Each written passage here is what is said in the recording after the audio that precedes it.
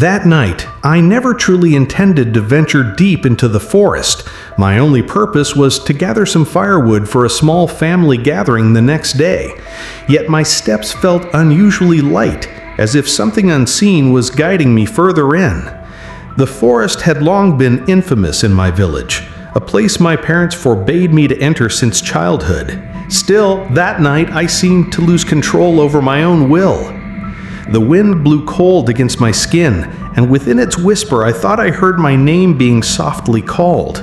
My hair stood on end, yet the weight of curiosity drowned out the fear that normally kept me away from such a place. The deeper I went, the more the atmosphere shifted into something dreadful. A strange fragrance suddenly filled the air. Fresh jasmine, impossibly out of place in the middle of the dense woods. At the same time, the usual chorus of crickets faded away, swallowed by a suffocating silence. I paused and looked behind me, only to realize that the path I had taken was now consumed by shadows of towering trees. Darkness wrapped around me, pierced only by faint silver rays of the moon leaking through the branches. It was in that moment I began to question whether I had wandered too far. Through the dim light, a towering tree appeared ahead, unlike any other around it. Its trunk was massive, its bark carved with deep scars resembling wounds, and beneath it lay a flat stone, unnaturally smooth, as though it had been used for something ritualistic. An unsettling energy seemed to radiate from it, pulling me closer against my will. My heart pounded violently, and beads of cold sweat trickled down despite the night's chill. Just as I turned to leave, the whisper came again, clearer this time, closer. It seemed to flow directly from that very tree, anchoring my steps in place.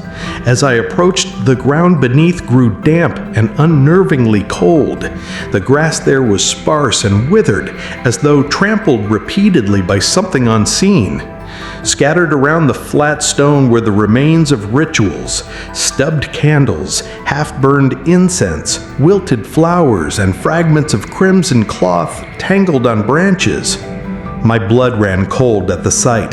This was no ordinary place.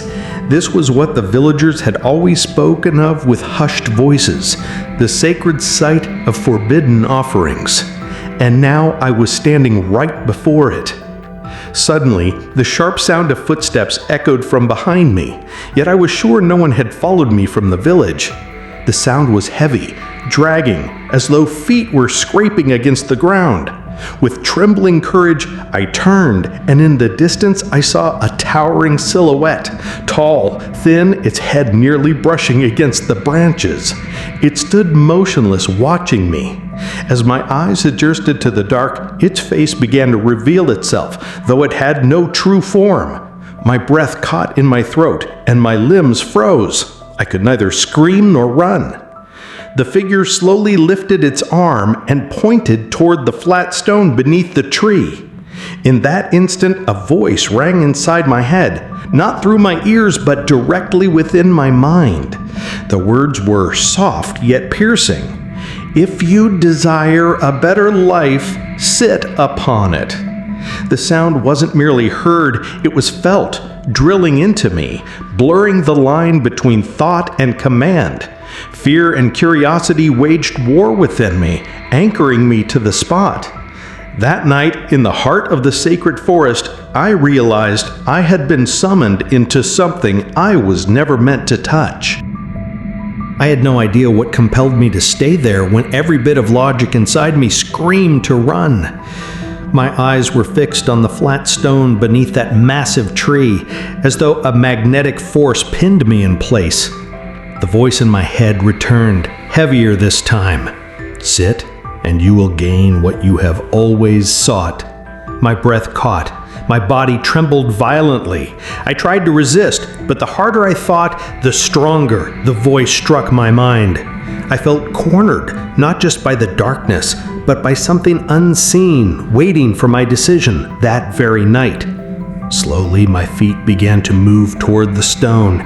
Each step weighed me down as if I was wading against an unseen current. The ground was icy beneath me, the chill creeping up into my bones. When I finally stood before the stone, a sudden gust of wind roared, and the distant cry of an owl pierced the silence. I knew I was not alone. The atmosphere shifted at once, as though the entire forest now watched me. Leaves rustled, branches creaked, and the scent of jasmine grew overpowering. I shut my eyes, praying this was only a nightmare. But when I opened them, the tall, dark figure was closer. Its face, or what resembled one, was clearer now. There were no eyes, no mouth, just pure darkness scarred with red gashes like open wounds. Its elongated arm stretched forward, pointing at the stone, then slowly lowered to the earth as if confirming my place had already been chosen. My heart hammered. Sweat streamed down my temples, though the air was freezing. Then the voice resounded again, sharper. "Accept this offer, and fortune shall be yours forever." The words rang like a promise and a curse, weaving a strange temptation that made me wonder if perhaps I truly needed this pact. For a brief moment I thought about my life, so simple, so lacking, weighed down by endless burdens. A question clawed at me. Could this be the answer to my desperate prayers? Yet along with it came flashes of my family's faces. My mother, my father, my younger siblings. Stories of Pesugihan always ended with sacrifices, rarely the one who made the pact, but rather the ones they loved. My heart raged in conflict, torn between ambition and fear, between a better life and the risk of losing my family. The more I hesitated, the closer the shadow grew, bringing with it a coldness that pierced my chest. Its movements were slow, yet relentless, each step causing the soil beneath to subtly quake. I staggered back, but the flat stone blocked my escape, trapping me between the sacred tree and the looming figure. The voice inside my head grew chaotic. Others joined in, faint sobs like a woman weeping, pleading with me not to continue. But that softer whisper drowned beneath the commanding voice, relentless and consuming. My chest tightened, my vision blurred, and I feared I would collapse at any moment. Then, suddenly, a smaller shadow darted past my side. It looked like a child, translucent, almost ghost-like. It turned toward me, its eyes hollow, its face pale, lips moving without sound. The figure paused briefly at the stone, then vanished, leaving behind a coldness even sharper than before. My body trembled uncontrollably. In that instant, I realized I was facing not just one being, but an entire realm that coexisted within this sacred forest, and at that point, I knew my choice would decide everything: to remain poor, yet myself, or to surrender to a dark pact I could never escape. I remember clearly the day my uncle came to visit. He had been gone for years, and his sudden appearance that evening felt unsettling. His face was pale, his eyes sunken, yet his smile stretched unnaturally wide, as if trying to hide something. In his hand was an old leather wallet, worn and reeking faintly of burning incense. He handed it to me with a simple explanation: "This will help your life. Never throw away the money inside." At that moment, I thought he was just being generous, but only later did I realize that this gift marked the beginning of a long nightmare. That first night, I opened the wallet and found 2 bills of 100,000 rupiah. Because I was desperate for money, I spent them immediately on household needs.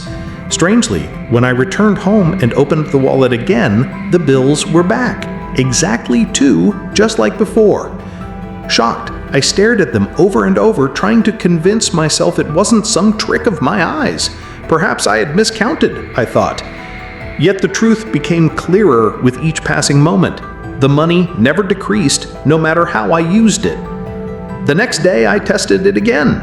I used one of the bills to pay for transport and food, then checked the wallet in the restroom of a small shop. To my disbelief, the money was there again, untouched. My heart raced. torn between amazement and fear. How could money simply return like that? Although it unsettled me, I couldn't deny how useful it was. I came home with bags of groceries, and for the first time in a long while, I didn't feel poor. But that night, my sleep grew restless. In my dream, I saw my uncle standing in the distance, surrounded by swirling black smoke. His face was no longer the same. His eyes glowed red, and from his mouth came a low, animalistic growl. He spoke only one sentence: "Remember, never refuse, never stop using that money." I woke drenched in cold sweat. The dream had felt real, too real, and the scent of incense lingered in my room just as it had when he handed me the wallet. That was when I first understood his gift wasn't an act of kindness. The following days, I grew bolder. I spent the bills on new clothes, repairs for my motorbike, even treating my friends. Nobody suspected a thing. The money looked perfectly ordinary. Yet the more I used it, the stranger things became at home. I began hearing footsteps at night, smelling jasmine flowers out of nowhere, and sometimes faint laughter echoed behind my bedroom door. I tried to dismiss it all as my imagination, but deep down, I knew it was tied to the wallet. Then came the night that shattered my denial. My younger sibling suddenly fell gravely ill without reason. His body burned with fever, his eyes bloodshot, and he muttered my name in delirium. When I leaned closer, he stared at me blankly and spoke in a voice that wasn't his own. "You have accepted, so now we have the right to collect."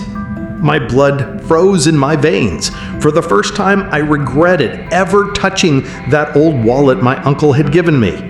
From that night on, I knew my life had been changed forever. Since the night my younger sibling fell ill, peace completely vanished from my life. That old wallet became a curse bound to me, heavy and suffocating. Every time I looked at the 2 crimson bills inside, guilt consumed me. Yet there was an unseen force urging me to keep using them.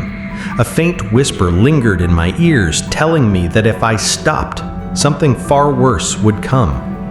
I tried throwing the wallet into the river, even setting it on fire, but no matter what I did, it always returned to my room, intact, with the money untouched. Day by day, my sibling's condition worsened. Doctors could not explain what kind of sickness afflicted him. His body burned with fever, weak and lifeless, as though his energy was being drained away. Meanwhile, nights at home turned into a series of terrors. Footsteps echoed through the hallways, shadows flickered in the corner of my eyes, and the scent of jasmine or burning incense drifted through the rooms. The house no longer felt like home, but a dwelling for unseen beings. I tried to stay strong, but deep down I knew all of it was tied to the cursed wallet. One night I heard my sibling crying from his room. When I entered, he looked at me with blank eyes and whispered in a voice that wasn't his own. "You're still using it, aren't you? We are only here to claim what is ours." My body trembled, and I stumbled out of the room with my chest tight. That night I couldn't sleep. I sat on the floor hugging my knees, staring at the wallet on the table. It felt like it was staring back at me. From the moment I accepted it, I hadn't just inherited money. I had inherited a curse that fed on lives. The next day I tried searching for my uncle, desperate for an explanation. But his house was empty, and the neighbor said he had been gone for a long time. I felt abandoned, as if he had intentionally passed this burden onto me. That evening, as the sun dipped below the horizon, I saw a figure at the far end of the road. He waved at me, his face blurry, indistinct, but I was sure it was him. I ran toward him, but before I could reach, the figure vanished, leaving behind only the suffocating scent of incense. Each night after that became another nightmare. Strange voices whispered around the wallet, sometimes soft mutterings, sometimes faint laughter, and other times a high-pitched scream tearing through the silence. I began losing strength. My body grew weaker, my face pale. People started asking if I was sick, but I couldn't answer. All I knew was that I was falling deeper into the trap I never asked for, yet could never escape. I never thought dreams could be dangerous until it happened to me. At first, it seemed ordinary. I was simply dreaming of walking through a crowded night market, the lights blinking, faint dangdut music playing in the distance. But in the middle of the crowd, I noticed a young woman standing still, staring at me. Her face was pale, her eyes sharp, and she wore a bright red kabaya that stood out against the lively surroundings. She didn't smile or speak, she only raised her hand slowly, as if calling me. I felt my body move on its own, drawn to follow her. The next night, the same dream returned. This time, it felt sharper, more vivid. I could smell the heavy scent of roses mixed with burning incense. The woman appeared again, standing at the end of the night market street, her piercing gaze fixed on me. This time she spoke. Her voice was soft but clear. "If you want your life to change, follow me." I woke up with my heart pounding, drenched in cold sweat, and strangely, my palms carried the faint scent of roses. I tried to dismiss it as nothing but a dream, but the more I ignored it, the more vivid it became each night. For an entire week, the dream kept repeating. Each time, the woman in the red kabaya drew closer to me. On the seventh night, she took my hand. Her touch was cold, yet unyielding. She locked her eyes onto mine and whispered, "I can give you fortune. Your trade will flourish. Your life will change. But when I come to collect, you must not refuse me." I woke up with a gasp, but when I checked the refrigerator in the kitchen, I found old crumpled money clutched in my fist, money I never had before. That was the moment I realized this dream was no dream at all. The following days grew stranger. My small business, which had always struggled, suddenly thrived. Customers poured in nonstop. Even buyers from other towns began seeking me out. It felt like a miracle had descended upon me. But behind the joy, unease lingered in my chest. Every night, the dream continued. The woman in the red kabaya now smiled at me, a smile beautiful, yet hiding something sinister. She no longer spoke, only watched me with a gaze that carried promises and warnings, reminding me of the invisible pact I had unknowingly sealed. The climax came on the 21st night. In my dream, the woman sat on a wooden chair, her face paler than ever, her long hair cascading, her sharp eyes gleaming, her lips blood red. This time she didn't just smile, she laughed softly. "The time is near.